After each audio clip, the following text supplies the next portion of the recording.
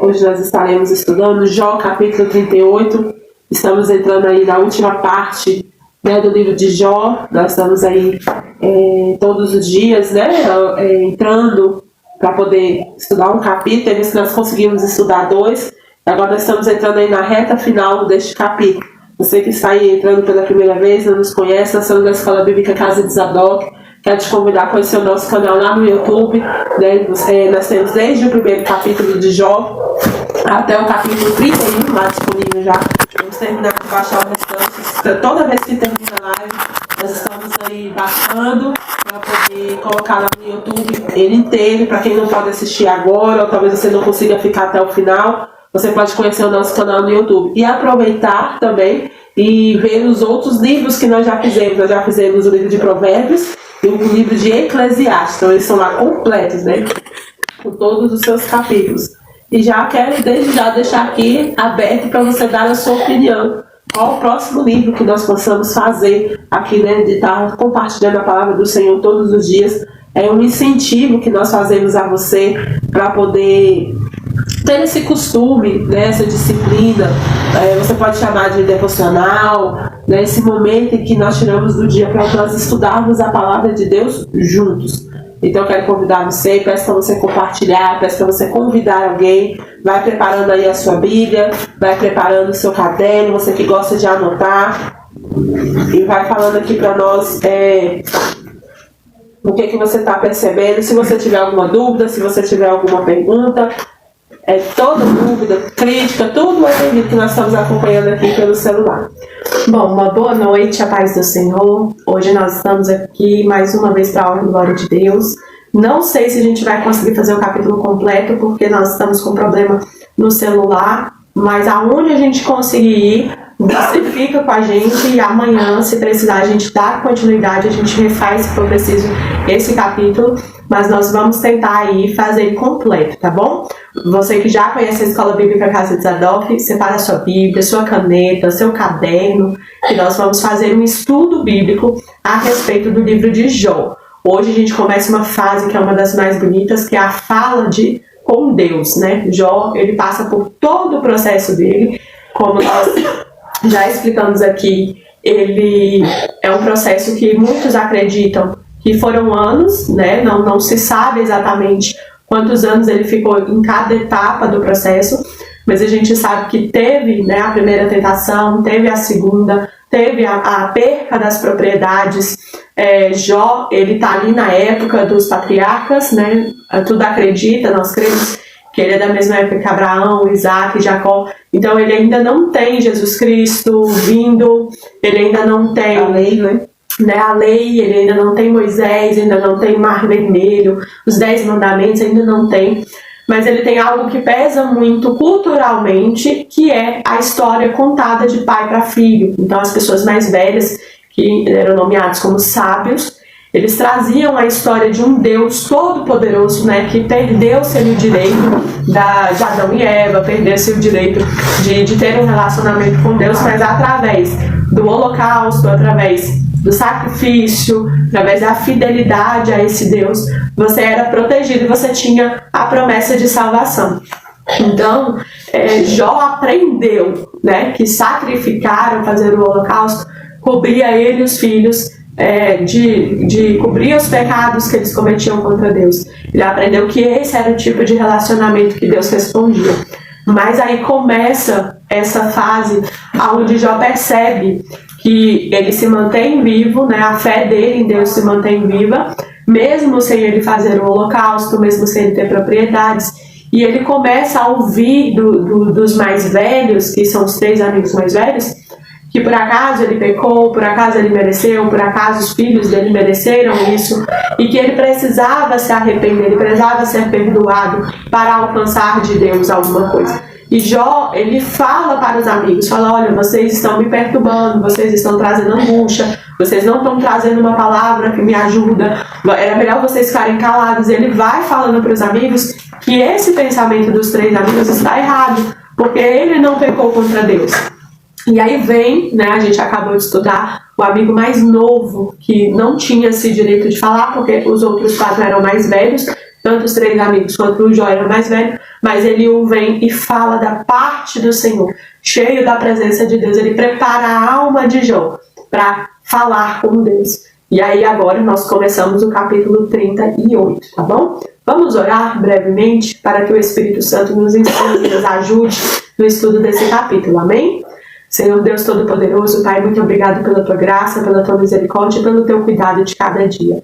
Pai, que a Tua presença se faça presente neste lugar. Nos dá força, Pai, nos dá sabedoria para ensinar, como também assim o Senhor nos ensina, Pai, porque precisamos de Ti. Perdoa, Pai, os nossos pecados.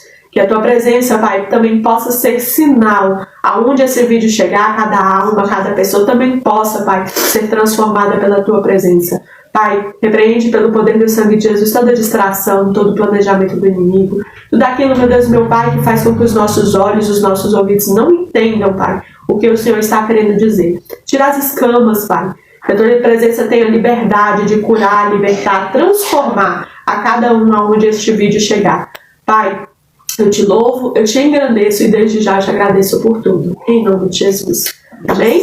Então vamos lá, capítulo 38. Ele diz assim: primeira resposta de Deus a Jó. Então, do meio de um redemoinho, o Senhor respondeu a Jó e disse: quem é este que obscurece os meus planos com palavras sem conhecimento? Cinja os lombos como homem, pois eu lhe farei perguntas e você me responderá.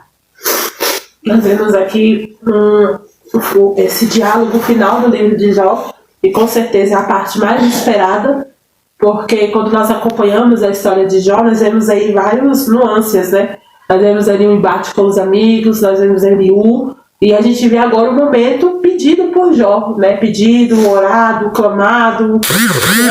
De Deus falar com ele, na verdade, né? Você vê quem está aí nos acompanhando desde o início, esse foi o maior pedido de Jó. Senhor, fala comigo, Deus se revela a mim, Deus, eu estou morrendo, onde eu vou te encontrar, é no tribunal, onde é, e aí vem esse encontro de Deus falar com Jó. E aí, irmãos, é maravilhoso para quem está estudando junto aí conosco, como a gente cria, como é que seria essa primeira conversa com Deus. E aí nós já citamos aí alguns capítulos assim, na nossa mente humana, né, de todo o desespero, desse silêncio que Deus faz, né, desse ato que Deus fala, né, porque Deus só fala ali no capítulo 1 e no capítulo 2, e não é com Jó que ele fala, é com Jó. E aí você vê agora Deus chegar para ele para fazer perguntas, né? Ou seja, Jó está precisando de respostas e Deus está trazendo perguntas. Mas essas perguntas vão mostrar a Jó a essência do próprio Deus, que ele vai falar: olha, Jó, se você é valente, se prepare para responder as minhas perguntas. E aí, através dessas perguntas, que esse é um meio de diálogo, Deus vai se revelar a Jó, trazendo Jó essa revelação da parte de Deus tão grande. Porque culturalmente, né, nós falamos muito sobre isso, e você vai ver isso muito nítido agora, porque Jó tinha um entendimento de um Deus muito distante, né, de um Deus que não, os amigos vêm e falam: olha, Jó, Deus não é obrigado a falar com você, né, Deus não tem por que falar com você, foi você que pecou, foi você que errou. Aí vem Eliú, quebra, né, o coração de Jó, faz um quebrantamento ali, e aí Deus começa a se revelar numa grandeza, irmão, assim, extraordinária. Deus começa a falar de coisas até então que naquela época não era descoberto ainda, da ciência, de tudo. E Deus começa a fazer perguntas para Jó de coisas que até hoje o homem não consegue responder. Mesmo com toda a tecnologia, mesmo com toda a ciência, o homem não consegue responder essas perguntas. E eu acho interessante porque esse método que Deus usa para o diálogo, né, porque Deus poderia chegar e falar: olha, meu filho, eu te provei, mas você foi aprovado. Parabéns. Parabéns, você vai ganhar uma medalha, entendeu? Eu vou restituir. Deus poderia já chegar restituindo tudo. Para que Deus precisa desse diálogo que vai até o capítulo 42? Então, assim, para que o Senhor? E aí você vê que todo relacionamento, irmão, ele começa com um diálogo. Não tem como você ter um relacionamento se você não tem um diálogo, porque senão ficaria só uma recompensa. E aqui vai, para você que ministra estudo, para você que ensina, mude a visão das pessoas acerca da história de Jó. Nós só lembramos de Jó assim: Satanás tomou, Deus deu tudo em dobro. A gente não vê que a melhor parte, irmão, foi Deus ter se revelado a Jó. Foram poucos homens da Bíblia, né? Que o Senhor, foi o Senhor que... Olha, só pra você ter uma ideia, quantos personagens a Bíblia tem? Você sabe quantos Deus chama de meu servo? Jó, Moisés, Elias e o próprio Cristo. Olha, irmão, seleto, você conta aqui, ó, nos dedos, nos dedos. Meu servo. Meu servo. Então, assim, são poucos. E olha que a Bíblia é repleta de personagens. São poucos que você conta assim no dedo. Quantos o Senhor chamou de meu servo? Ele é meu servo. Então, assim, Jó, ele tá assim numa galeria que é para poucos. E aí, por quê? Porque veio o próprio Deus falar com ele. E aí esse diálogo com Deus, irmão, ele é melhor do que as recompensas. Ele é melhor do que a restituição. E às vezes quando nós estamos falando sobre o livro de Jó, as pessoas pontuam muito isso. Jó perdeu tudo, mas Deus deu cabo em dobro. Talvez, irmão, se o capítulo parasse aqui, para Jó já estava bom demais, Deus falou com ele. O que veio depois são consequências da restituição. E muitas das vezes nós só resumimos o livro de Jó a isso. Olha, o Senhor multiplicou, o Senhor deu mais filhos para ele, o Senhor deu mais riqueza que ele não tinha. E na verdade, irmão, o melhor momento do livro é agora. Deus falar com ele, Deus falar com ele. E Deus se apresenta, aqui eu estou lendo na Nova Tradução, ele fala assim, depois disso, no meio da tempestade, o Senhor deu a Jó a seguinte resposta. Deus começou a falar com Jó, no meio de uma tempestade. E aí você vê, Jó está passando por um problema de saúde mental, físico, e aí o Senhor poderia vir na calmaria, né, irmão? No sol, né? No sol, nos passarinhos pulando. O Senhor faz uma tempestade para um homem que já está quase morrendo, entendeu? Você imagina essa cena? A pessoa já está quase morrendo, passou os capítulos e falou, estou com o pé na cova, estou no pé na sepultura, já estou indo. Aí Deus vem falar com esse homem. O Senhor não vem no silêncio, não, o Senhor vem num estrondo, numa tempestade, para indagar. Ele falou assim, olha, já que você, quem é você que está vindo sem sabedoria para falar comigo? Né? Então se prepare para você conversar comigo. Às vezes nós queremos ouvir a resposta de Deus, irmão, mas a gente não se prepara para ouvir. A gente não tem o preparo dos nossos ouvidos. Por isso que Eliú foi importante. Eliú fez esse preparo. Às vezes você quer uma resposta da parte de Deus, mas você está preparado para ouvir Deus responder? Você está preparado para Deus causar uma tempestade no meio? Porque a gente quer bonança, irmão. A gente não quer tempestade, não. Você está preparado para Deus causar uma tempestade? Para Ele vir falar com você? Ou como tem gente que gosta da palavra, causar um reboliço? Né? O homem já está todo machucado, todo arrebentado. Deus vem falar com ele no meio de uma tempestade. Irmão, Deus ele é muito glorioso nisso, porque o que poderia ser algo terrível para Jó é o melhor momento de Jó. É o melhor momento, irmão. É Deus estar falando com ele. Só que Deus ele vem de uma maneira que talvez Jó não imaginaria. Né? Porque está se falando, olha Jó, Deus cuida das nuvens, Deus cuida do sol, Deus cuida de tudo, Deus é grande, tudo é bem Deus, irmão, da tempestade. Você já viu uma tempestade no meio do deserto? Não é essa que a gente olhando, irmão, com o nosso olhando.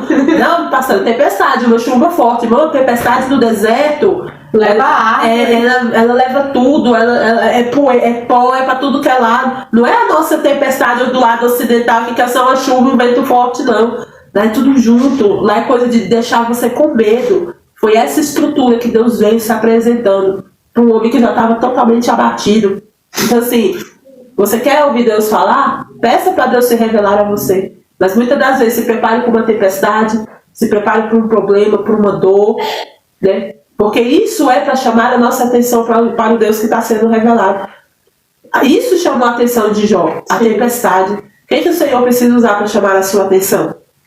E eu acho interessante que ele vem nesse rebuliço todo e todos poderiam esperar, irmãos, assim, que Deus ia chegar assim e dizer, então, Jó, abençoado, forte, reto, justo, tudo aquilo que Deus falou para o inimigo para descrever Jó, toda aquela certeza que Deus falou e repetiu, porque Deus repete ainda, fala por 2 vezes que ele sabe que que Jó é justo e reto. Para Jó ele não fala a mesma coisa. Para Jó ele fala, quem é esse? Cheio de ignorância. Que obscurece meus planos. A parte, irmãos, é isso que não me cai assim a ficha de uma pessoa que lê a Bíblia e não entende essa parte. Que a parte que obscurece, que atrapalha, que erra, que falha somos nós. O Deus ele tem os planos dele. Se tem alguma coisa dando errado, é a gente, irmão. E Deus vem falar isso pra Jó, vai falar, olha, quem é tu que tá atrapalhando? Tá começando a falar coisas que estão obscurecendo, meu plano tá lindo, tá perfeito, e você tá atrapalhando. E ele vai falar, olha, cinge os lombos como homem, né? Põe a postura. Imagine você chegar, eu imagino assim, no exército tem muito isso, né? Você tem uma hierarquia lá, o sargento, o tenente, é a hierarquia. Eu sei que todo soldado, chegou alguém da hierarquia, ele tem que se bater continência, se portar, né? Botar uma postura porque ele está na frente de uma autoridade. E Deus, o próprio Senhor, vira para ele e fala, então agora você se coloque como homem, bote a tua postura, se bote no seu lugar, porque eu vou falar com você. Irmão, e isso, né, pra gente, pra nossa parte humana, talvez você não falaria a mesma coisa, talvez eu não falaria a mesma coisa, porque o que a gente espera é que Deus olhe e fale assim, gente, não é coitado de Jó, não dá conta de pé, entendeu? Tá doente, tá se coçando com os cacos, perdeu os dentes, tá só o osso, mas Deus fala, olha, cinja seus lombos, porque agora eu sou o Senhor que vou falar com você. Se posicione como homem, porque agora você vai me responder perguntas. Então talvez uma postura que Jó não tomou com os amigos, não tomou com Eliú, não tomou com a esposa, agora ele vai ter que se portar. Por quê? Porque ele está diante de uma autoridade. E aí ele vai ter que se portar como tal. E aí Deus ele começa a falar sobre os fundamentos da terra. Né? Versículo 4 aí ao 7 ele vai falar: onde você estava quando eu lancei os fundamentos da terra? Responda se você tem entendimento. Quem determinou as medidas da terra, se é que você sabe? Ou quem estendeu sobre ela uma linha de medir? 6. Sobre o que estão firmadas as suas bases? Ou quem lhe assentou a pedra angular? 7. Quando as estrelas da alva juntas alegremente cantavam, e todos os filhos de Deus gritavam de alegria. Ou quem encerrou o mar com portões, quando irrompeu do ventre?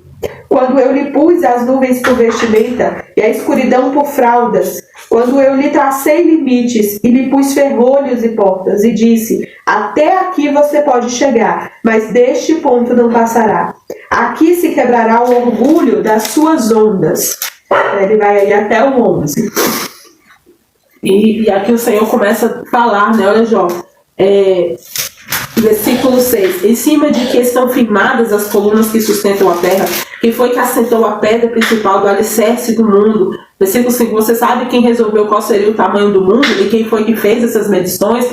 Bom, nós estamos falando aqui de uma época que ainda não se tinha noção, né, de que a Terra ela está, né, envolta ali, tem a parte da gravidade aqui, lá fora não tem. Tinha noção de física. Não tinha noção nenhuma. E o próprio Deus falou assim, você sabe qual é a medição? Você sabe como se faz? Você sabe quais são as colunas que sustentam? Nós olhamos as fotos hoje, você vê que parece que a Terra está solta, né, mas ela não cai, ela não está caindo no infinito. Né? Ali você vê a ordenança, né, a ordenança de Deus. Aí ele fala assim, olha, eu que peguei o mar, e falei no versículo 11, né? Você chegará até este ponto, daqui você não passa. Você vê, irmão, que o mar, por mais forte que ele esteja, ele tem um limite ali do mar, né? De onde começa o mar, de onde começa a terra. E ali quem estabeleceu esses limites, quem falou para o mar, até aqui você vai.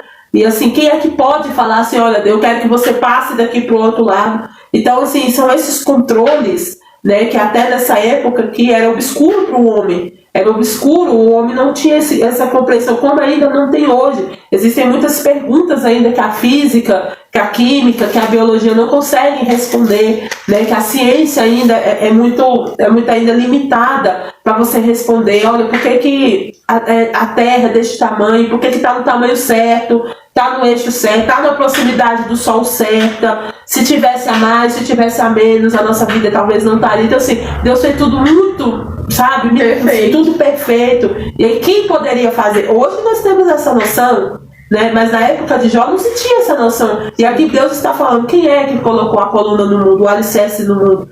E você sabe, Jó, se você tem essa inteligência, então explique. Hoje a gente não consegue explicar, irmãos.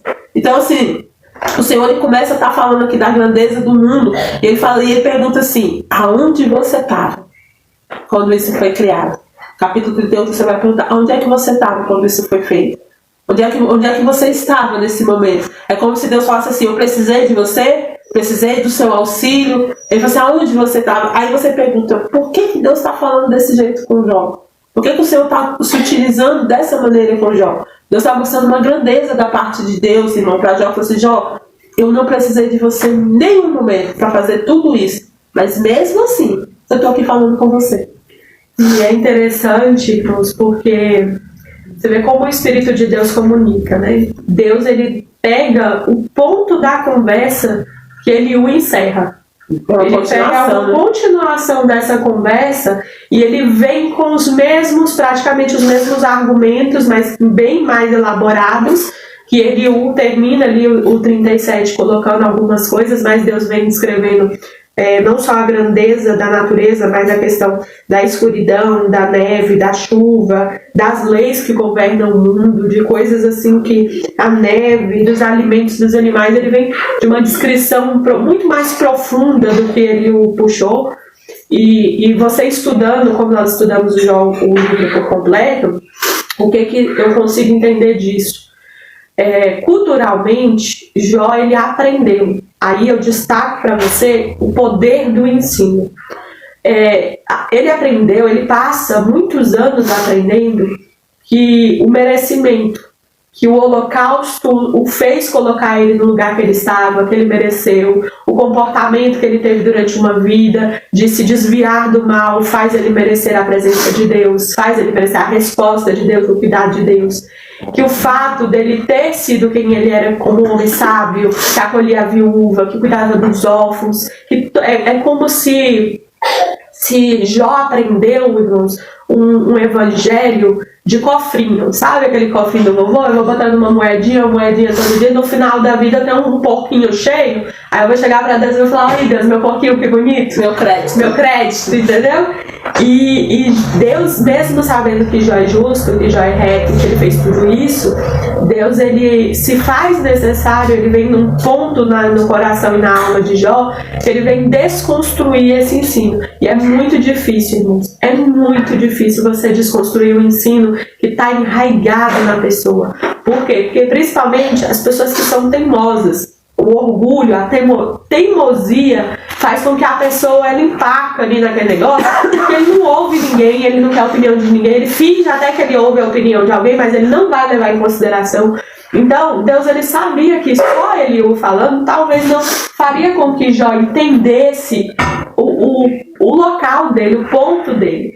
E por mais cruel que talvez seja, que você possa olhar assim e falar, nossa, que crueldade, o homem tá acabado e Deus vem jogar tudo isso na cara dele. Isso, irmãos, é o poder da desconstrução, de quebrar a barreira que foi construída na alma de Jó, o orgulho, o ensino errado, porque não foi Deus que ensinou ele a ser assim, foram as pessoas, a cultura, a história desse Deus que fez o dilúvio, desse Deus que tirou Adão e Eva, desse Deus que ele precisava disso. E aí vem Deus e fala, então, Jó, deixa eu te contar quem eu sou. Eu não preciso disso. Porque eu fiz tudo isso, e aí eu acho muito bonito, porque essa descrição do capítulo 38, ele lembra muito os primeiros capítulos de Gênesis. É como se Deus estivesse revelando para Jó o que mostrou para Moisés. Porque ele vem descrevendo a criação de uma forma magnífica, lógico, mas não tão detalhada como fez com Moisés, mas ele descreve a criação para Jó. E isso faz com que a alma de Jó pare para pensar e fale, então, esse Deus que fez tudo isso na criação, ele não precisa do meu cofrinho, ele não precisa dos meus pontos positivos, entendeu? Para ser quem ele é. Sou eu que preciso dele. E quando eu fiz um holocausto, é porque eu precisava me achegar a ele. Quando eu fui justo e reto, é porque eu precisava me achegar a ele. E aí Jó, ele entende a inversão do caminho do que ele aprendeu. Ele aprendeu que ele estava indo para Deus, e ele aprende que ninguém vai para Deus, que ele simplesmente é Deus que se achega a nós e não nós que achamos o caminho. E aí ele continua descrevendo assim: alguma vez na vida você deu ordens à madrugada ou mostrou ao amanhecer o seu lugar? Versículo 13. Para que agarrasse a terra pelas extremidades e dela sacudisse os perversos? A terra se modela como barro debaixo do selo, e tudo se apresenta como um vestido. Dos ímpios é retirada a sua luz, e o braço levantado para ferir se quebra. Você foi até as nascentes do mar, ou percorreu o mais profundo do abismo? Ele pergunta. Será que a você foram reveladas as portas da morte? Você viu essas portas da região tenebrosa? Você tem noção clara da largura da terra? Responda se você sabe tudo isso. Onde está o caminho para a morada da luz? E quanto às trevas, onde é o seu lugar? Para que você as conduza ao seu território e conheça o caminho para a sua casa? Ele pergunta. Você sabe isso porque nesse tempo já era nascido e porque é grande o número dos seus dias? Meu Deus, é irônico, né? Você é idoso, você deve saber, você está aqui desde a fundação. Olha. Irmão, nosso Deus tem senso de humor. Ele mostra que ele estava ouvindo quando os amigos de Jó falou, né? Ou seja, é sensacional. Porque você vê um Deus em silêncio, mas não ausente. Sim. Porque tudo isso que Deus está falando é reflexo dos que os amigos falam. Ou seja, quando Jó pensou assim, Deus não estava me vendo, Deus estava lá, irmão. Tanto é que isso tudo que Deus está falando é exatamente o que os amigos falaram, as respostas de Jó. E aí ele começa a falar sobre esse Jó. Você já visitou alguma nascente do mar? Você já viu o fundo do mar? Você sabe para onde é que começa, para onde é que termina? Eu vou destacar o versículo 13. Você alguma vez mandou que a luz se espalhasse sobre a terra, sacudir os perversos e os expulsando dos seus esconderijos? O 12. Jó, alguma vez na sua vida você ordenou que viesse a madrugada e assim começasse um novo dia? Ou seja, são coisas que nós não temos o controle. Irmão, você pode adiantar o seu relógio, você não adianta o amanhecer. Você não fala, olha, eu quero que o sol nasça às 4 horas da manhã, entendeu? Você vai ficar querendo. Sim. Você pode colocar o seu relógio do jeito que for. Você não consegue mudar o tempo. O maior poder, na minha opinião, que o Senhor Deus demonstra para o homem é isso. Você não consegue mudar o tempo. Você não pode chegar e falar assim, Senhor, eu preciso disso. Eu queria 5 minutos a mais com aquela pessoa que está morrendo. Eu queria ter 10 minutos a mais para aquela... Você não tem. Você pode ter a tecnologia que for. Você não volta o tempo. E aí, é isso aqui que eu acho magnífico, porque Deus está falando para Jó, como a Bárbara falou. Quando eu fiz tudo isso, tinha algum holocausto lá? Tinha algum sacrifício sendo feito? Então, nós aprendemos muitas das vezes que para Deus fazer algo magnífico, precisa da nossa participação. Olha, eu tenho que participar. Então, assim, foi a minha oração, foi o meu jejum. E aí ele está falando para o Jó, assim, Jó, o que você fez? Você estava lá desde o início que você era idoso, mas o que você fez? Algum dia você já teve o controle disso? Você teve palavra para chegar para a madrugada e falar, olha, para que agora eu quero um novo dia? E assim, aí esse controle que Deus está ensinando para Jó, que está, como foi, né, a Bárbara falou assim, nossa, parece que Deus está sendo muito duro com ele. Na verdade, Deus está fazendo essa desconstrução nele. Falou assim, olha, porque foram anos, irmãos. Tanto é que os amigos pontuaram muito isso. Jó, você precisa fazer algo para Deus vir falar com você. É como se fosse assim, ó, faz alguma coisa que chama a atenção de Deus. E aí Deus vem e fala assim, então, já que é para chamar a atenção, o mar chama. Onde é que você estava quando eu criei o mar? Quando eu fiz, é como se falasse assim, Jó, eu tenho o controle de todas essas coisas. Eu não vou ter o controle da sua vida. Ou seja, é como se Deus não soubesse o que está acontecendo. Não, Deus, a minha vida saiu fora do seu controle. Porque se eu estou passando por isso tudo, é porque o Senhor me abandonou, o Senhor me tirou. Aí vem Deus e fala assim, olha, eu consigo controlar céu, terra e mar. Eu não vou conseguir controlar. Eu perdi o controle da sua vida. Logo da sua vida que eu não tenho esse controle. E é interessante, irmãos, que ele destaca, né, uma coisa muito bonita, que é a questão de Jó não ter esse poder de nem saber onde está a porta da morte, né, onde está. Ele vai falar, olha, por acaso você tem noção clara da largura da terra? Onde está o caminho para a morada da luz? E quanto às trevas, onde é o seu lugar? E ele destaca, você sabe isso porque nesse tempo já era nascido e porque grande é o número de seus dias. Jó, por muitas vezes, durante os anos que ele passou, né, ele começa muito entusiasmado, né? Eu acho que esse é o entusiasmo da fé rasa, né, digamos assim. Quando acontece um problema que não está previsto, no primeiro momento você tem aquela fé rasa, você vai falar assim, então Deus faz o que ele quiser, entendeu? Tá tudo bem, ó. Sou forte. A gente volta 4 meses. 4 meses. Ó, sou forte, né? Não é fácil, entendeu? Deus tá com a gente. Só que aí vem o tempo, vem a peneira do tempo. E aí Jó vai falar, olha Deus, já tá muito meus dias, entendeu? Já passei por tudo, já tive meus filhos, já tá bom. Só pode acabar com os meus dias, entendeu? Pode terminar tudo. Jó vem dar pra mim é um modo de ser soberbo, né? Mas eu diria assim, ele veio dizer que ele tá acima, entendeu? Já conheceu aquelas pessoas assim, olha, eu tô acima, entendeu? Eu tô outro nível, não vou responder no mesmo nível, entendeu? E aí ele vai mostrar a decência. Eu vou mostrar que eu sou muito decente, entendeu? E aí Deus vem falar pra ele, então, já que você é tão decente assim, você tá acima, entendeu? Você não tem muita idade, muita sabedoria, você sabe muito de tudo, então você vai saber me responder, entendeu? Já que até a morte você sabe onde está a porta, porque quantas vezes, irmãos, Jó pediu a morte, Jó falou que o fim dele era a morte. Que amanhã não verei o amanhã, já tô com o pé na sepultura. Já tô com o pé na sepultura, como se ele já soubesse que não há outro fim. E vem Deus e vai falar, então, já que você sabe que é o fim, não tem outra opção, entendeu? Você vai saber me responder tudo isso.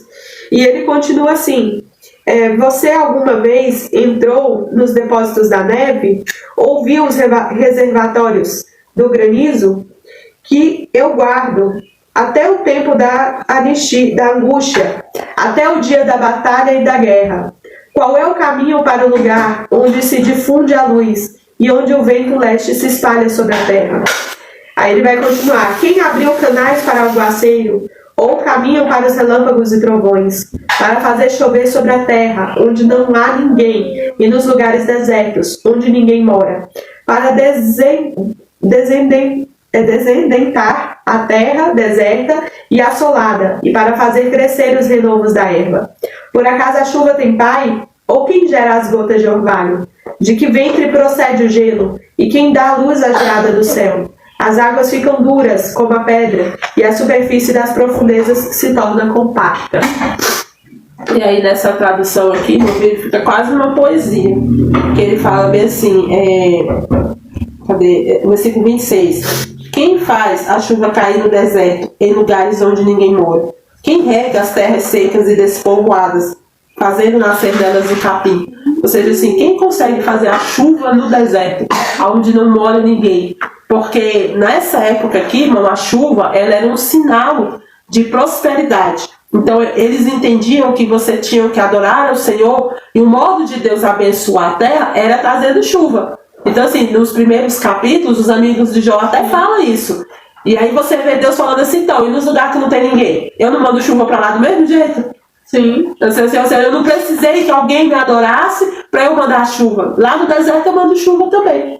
Então assim, esse entendimento, irmão, esse ensino que Deus tem, que ele fala assim, olha, eu dou a bênção para quem quero, e às vezes a gente tem isso, né? Não, o Senhor está me abençoando porque eu fiz por merecer. Bárbara não fez, entendeu? Aí vem o Senhor e fala, então, mas se eu quiser derramar chuva sobre ela, também eu derramo. E aí, qual o problema? E assim, a nossa mente, quando ela é enraizada do ensino errado, a gente não consegue entender isso. Nessa época, a chuva, ela era merecida. Era porque a chuva... Ela era um ato merecido. As pessoas achavam que elas mereciam a chuva porque elas estavam fazendo por onde chover, para onde Deus chover. Aí Deus vem e fala assim, então, eu faço chover nos lugares onde não tem chuva. Versículo 29, quem é a mãe do gelo e da geada? Ou seja, quem faz o gelo, as águas virarem pedras, que é o versículo 30, quem faz com que as águas virem pedras, ou o mar fique coberto por uma camada de gelo? Ou seja, quem faz essa mudança de estado, né, do líquido para o gasoso, do líquido para o sólido? Hoje nós entendemos esses nomes, né, irmão, dessas mudanças, mas na época eram fenômenos, até hoje, né, é um fenômeno assim, inexplicável. Assim, quem é que faz esse domínio, que faz a água virar pedra, que faz o gelo, que faz a neve cair, né? Um lugar cai neve, no outro não cai. O Senhor estabelece os lugares. Então assim, e esse versículo que eu destaquei de Deus falando para ele, falou assim, olha, eu faço tudo isso, eu que determino. Você sabe quem é a mãe, qual o ventre que pariu a geada, quem foi que criou ela, que às vezes ela se criou sozinha. E aí o Senhor começa a falar de coisas, irmão, fora do controle de Jó. E esse sentido de que essa desconstrução de que Deus está fazendo na vida de Jó, peça para o Senhor fazer na sua vida.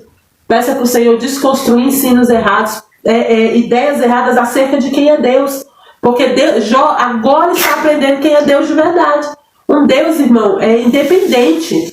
Não é um Deus que dependia às vezes nós pensamos que Deus é um Deus carente, irmão. Deus precisa do meu louvor. Deus só vai ficar feliz se eu louvar a Ele, né? Deus precisa ali que eu faça o culto. Então eu tenho que ir porque Deus precisa, irmão, do meu culto. Aí vem Deus e fala assim, então, se for para ter louvor, as estrelas me louvam. Ele está falando para Jó que as estrelas fazem o seu coro e me louvam.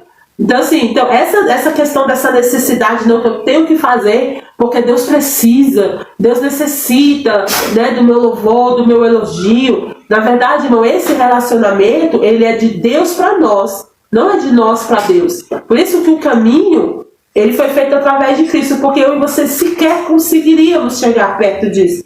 Foi Cristo que faz o caminho para que a gente possamos chegar a Ele. E Ele, esse Deus maravilhoso, com controle de todas essas coisas, ainda tem a mim e a você um lugar que Ele quer ficar, quer morar, quer pertencer, que é na minha vida e na sua vida.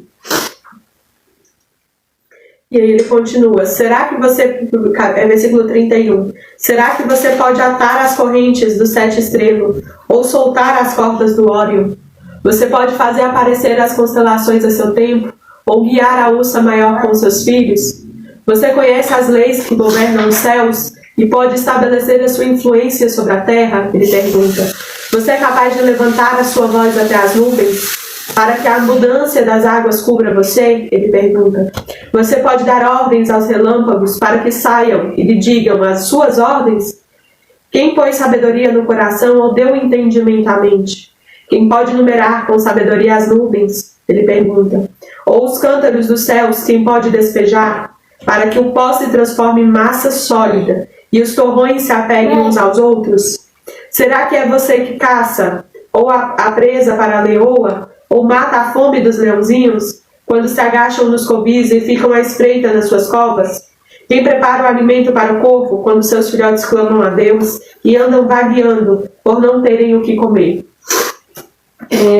Esse versículo do 31 ao 33, irmãos, ele, assim, para a ciência, ele é maravilhoso, porque o Senhor fala assim, quem você pode amarrar com uma corda as estrelas das 7 cabrinhas, né, nessa versão daqui, na internet, porque caiu, tá? Ou soltar as correntes que prende as 3 Marias, né? Hoje nós sabemos, né, aquelas 3 estrelinhas, né, 3 que a gente chama de 3 Marias, que na verdade é a ursa maior, que tem esse nome hoje, né? Mas na época, irmãos, a astrologia, né, que era muito intercalado com a astronomia, os céus, na verdade, o estudo dos céus e tudo, o céu, ele era um GPS da época, né, o GPS da época. As pessoas, eles se localizavam, né, pelas estrelas mesmo. Então o Senhor começa a destacar aqui nomes de constelações, né, que nós iremos ter esse sentido dessas constelações por agora, esses nomes. A gente acha que as 3 Marias estavam pertinho da outra, mas de uma estrela para outra a distância é... Mas o Senhor fala aqui ao ponto do que Jó entenda. Ele está falando ao ponto do que Jó consegue enxergar. E aqui que eu acho maravilhoso de Deus, que Deus podia falar o nome de uma constelação que Jó fala, então, eu não sei do que é que você está falando, eu não sei qual é não, mas ele fala de uma que Jó consegue enxergar. E aí é que eu vejo, irmão, a maravilha do Deus revelado ao homem. Deus, ele se revela a você do jeito que você consiga enxergar, do jeito que você vai conseguir ouvir. Então ele está falando de constelações aqui, que Jó sabe do que é que ele está falando. Ele está compreendendo o que Deus está perguntando para ele. Então Deus, ele vem no conhecimento que Jó tem. E aí ele começa a falar, ele fala, olha, vocês podem falar para o raio fala assim, as suas obras, onde é que você quer que eu caia? Porque isso aqui é uma coisa que nós não temos controle. Nós. A gente tem para-raio para quando o raio está caindo. Você não pode falar, então raio, eu quero que você caia bem aqui, agora. Nós não temos esse controle. E aí ele vai falar dos animais. Ele fala assim, olha, o final do versículo 36, ou como o galo que canta antes da chuva. Eu acho sensacional, irmão, esses animais que cantam antes da chuva, o galo que parece que tem um despertador dentro dele, ele canta todos os dias naquele mesmo. Como é que ele sabe que é 5 da manhã?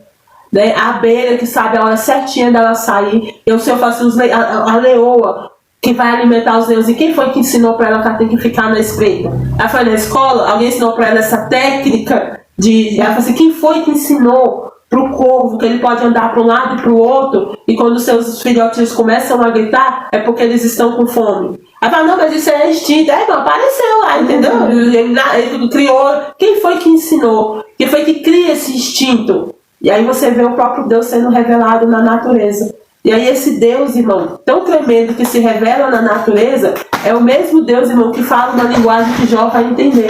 Aí o Senhor começa a falar de leão, de galo. São coisas que estão no convívio de Jó. O Senhor está falando na linguagem que ele entenda. Irmão, é um Deus. Você imagine você conversar com uma pessoa super inteligente.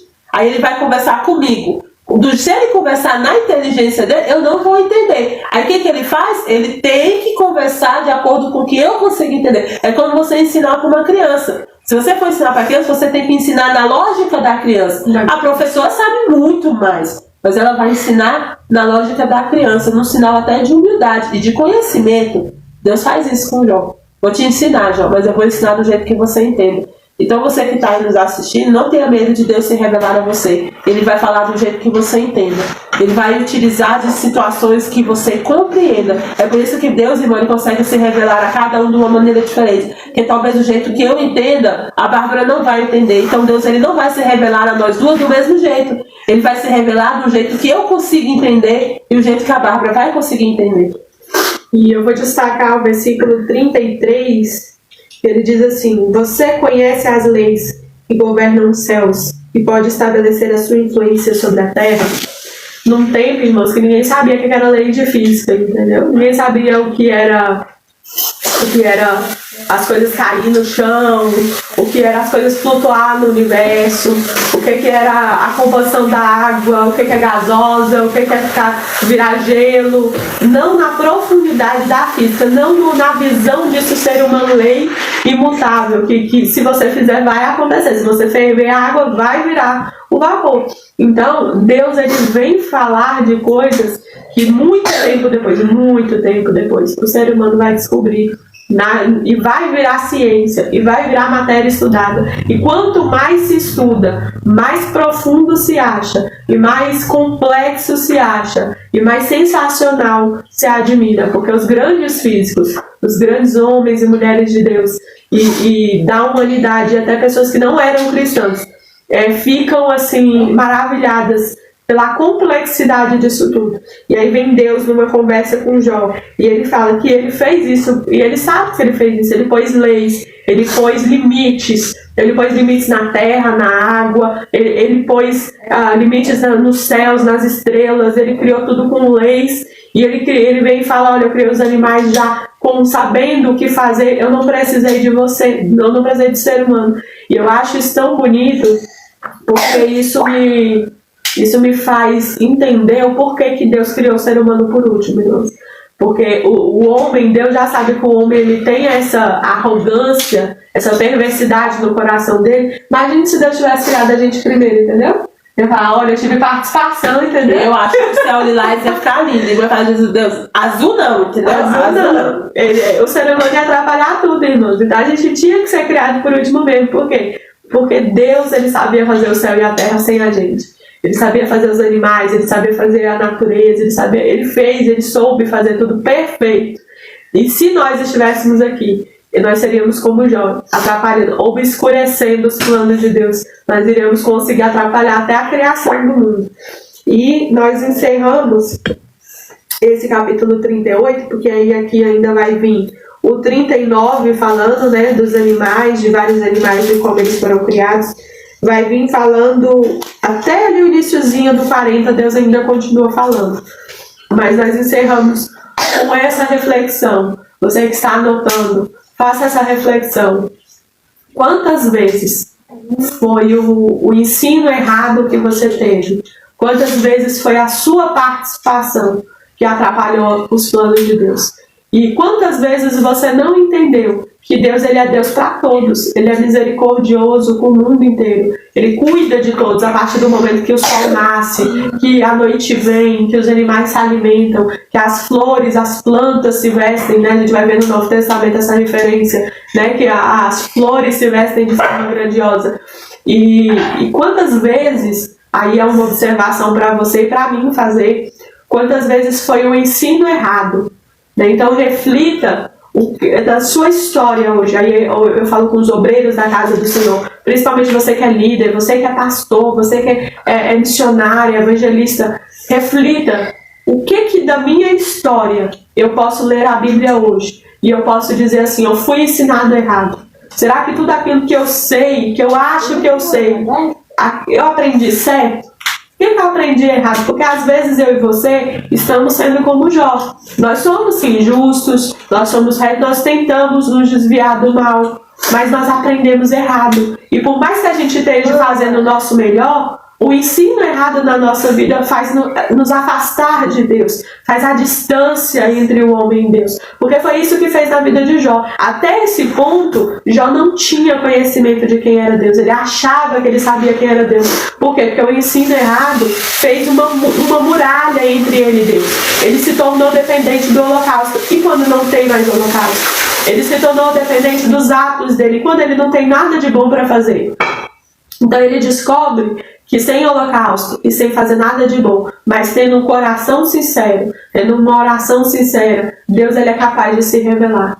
Então, você que está anotando, reflita hoje, amanhã, o que eu aprendi de ensino errado, que faz uma barreira, faz um muro entre eu e Deus. Talvez você nunca ouviu a voz de Deus, você nunca foi batizado no Espírito Santo, você não tem dom, não sabe o que é dom.